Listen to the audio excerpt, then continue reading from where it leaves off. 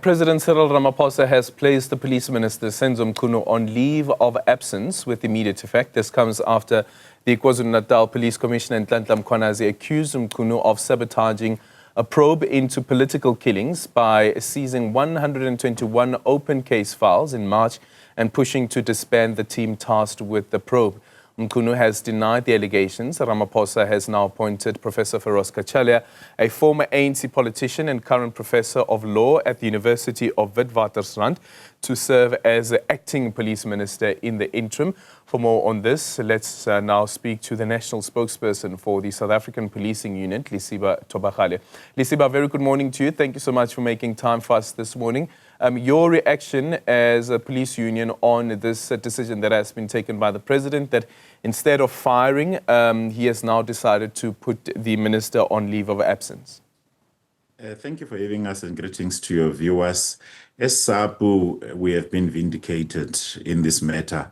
We called for a commission of inquiry to look into crime intelligence not so long ago, and today, yesterday, we saw the president establishing a commission of inquiry to look into SAPS and to look into the justice cluster as a whole.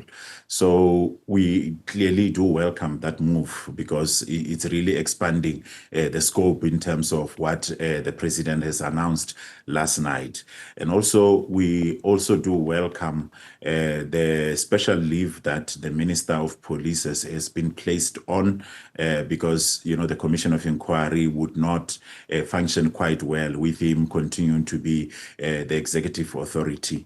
We welcome that, because we also called that the president should intervene and act on that matter, and we have seen the president doing that, and of which we clearly welcome. We still subscribe to a notion or a principle that says that everyone is innocent up until proven guilty. So we believe that the other processes will unfold in that regard. We also welcome the appointment of the acting minister, Professor Thobakgale, in this regard. We believe, as he is a professor and he's got expertise in the field, that he would come and assist in the police. And as he's not coming from the National Assembly as the Member of Parliament, as he is appointed independently in this way, we hope that he will use his expertise to assist the police. And also, we will give him our support as SAPU in the work that he's going to be continuing, carrying the baton of being the acting minister of police in this regard. So we just want to say that we've made a call to the president for him to intervene in this regard, and we welcome his intervention through the measures that he has announced last night. Yeah. What do you make then of the decision to have Professor Thobakgale? I know that you welcome his appointment, but to have him appointed instead of looking at the two deputy ministers of police who are already there, who are already part of overseeing and oversight over national police, and surely they would know some of the operational issues that are at play. Yeah, every minister or deputy minister, they serve at the behest of the president. And in this regard, it was not for us to dictate to the president to say where he's supposed to look. That is why we are clearly welcoming the move that he has made to take a professor whom we believe that, as he is a professional in this regard, that he would not want to compromise his profession and his reputation in this regard. Like we have heard and we have seen political interference in the police in this regard. So it is, we are seeing it as a right move in this regard to bring somebody independent, somebody from outside, because the turmoil happened, with having the two deputy ministers being there. So we clearly do welcome the move that the president has decided in this regard.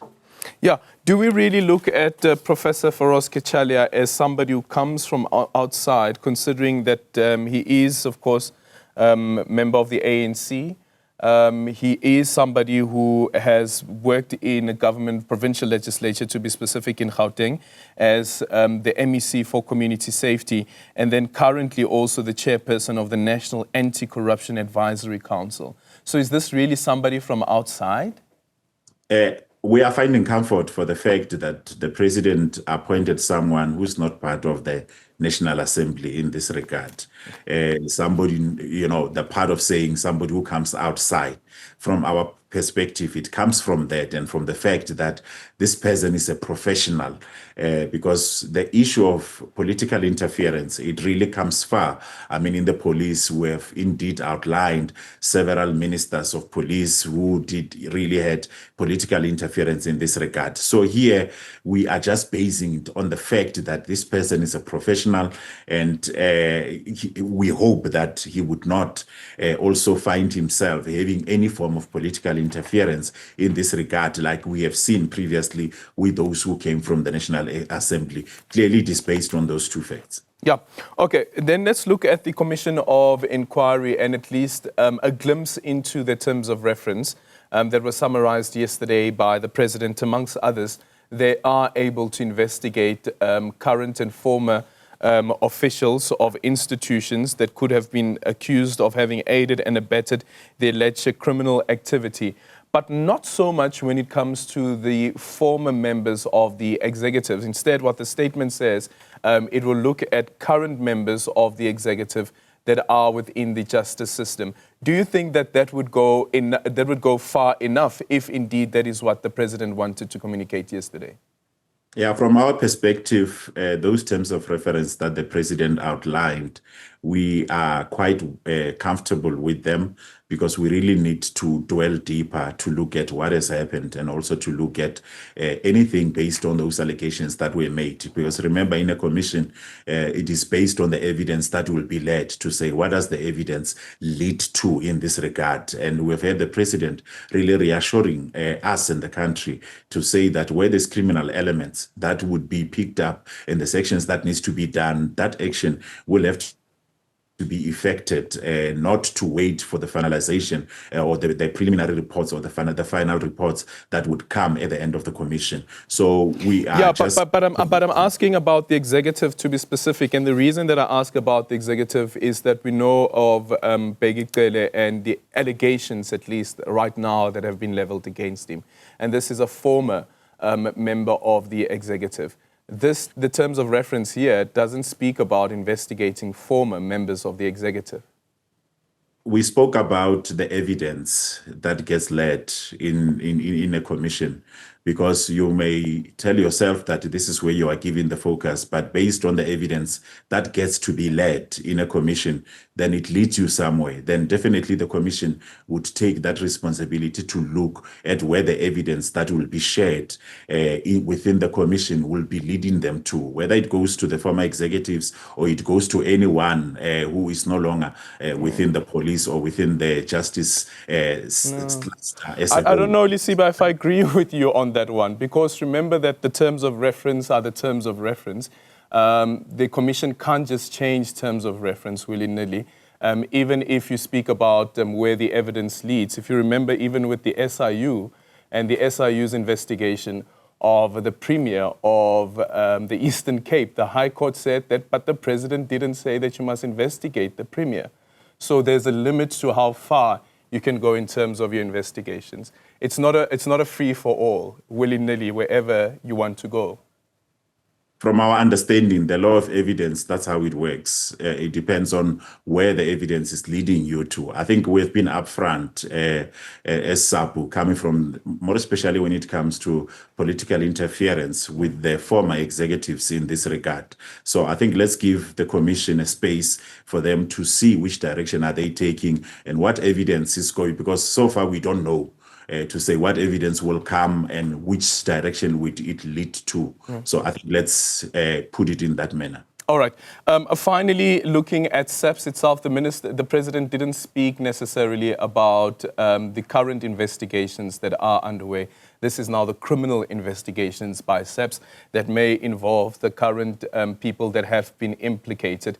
What's your understanding about what the police commissioner from an operational perspective should be doing to ensure that at least those investigations still go ahead? And if those investigations go ahead, the criminal investigations that is, does it muddy the water at all of the Commission of Inquiry and what it is looking into? The Police Act of 1995 gives the National Commissioner, and currently is General Fani Masemola, the responsibility to run the day-to-day functioning of the South African Police Service. And in this regard, it is up to the National Commissioner to say, based on allegations that were made, what is it that he has to do moving forward? And I think we think from our perspective in this regard that now, since the president now has outlined, we called on him to intervene. His intervention, now it is known as it was pronounced last night. Now it is left to the National Commissioner, who should be given space to exercise his responsibilities in terms of the Police Act in this regard. Do you think that he should suspend Shadrack Sibiya? It is in, he is the general of the generals. The Deputy National Commissioner you're referring to serves under the National Commissioner. So the National Commissioner, it is his responsibility. No,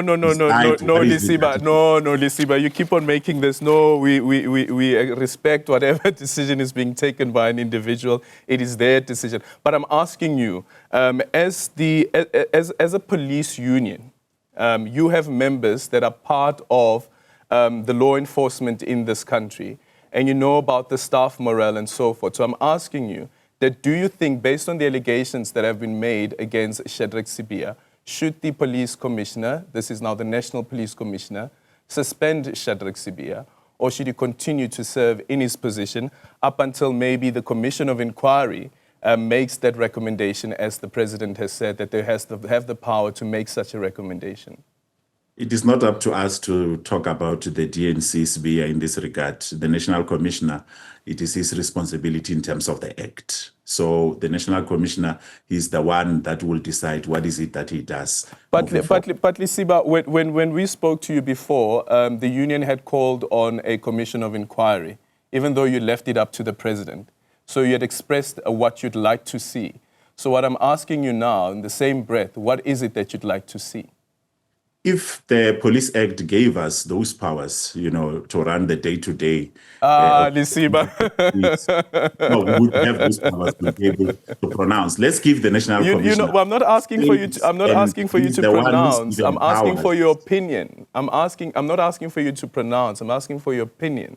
As somebody who represents workers that are in the police service, men and women in blue, as that union, what would you like to see? The National Commissioner has those powers. I think let's afford him space in this regard. All right. Lesiba Thobakgale is the spokesperson for the South African Police Union on the announcement that was made yesterday by the President on the Commission of Inquiry.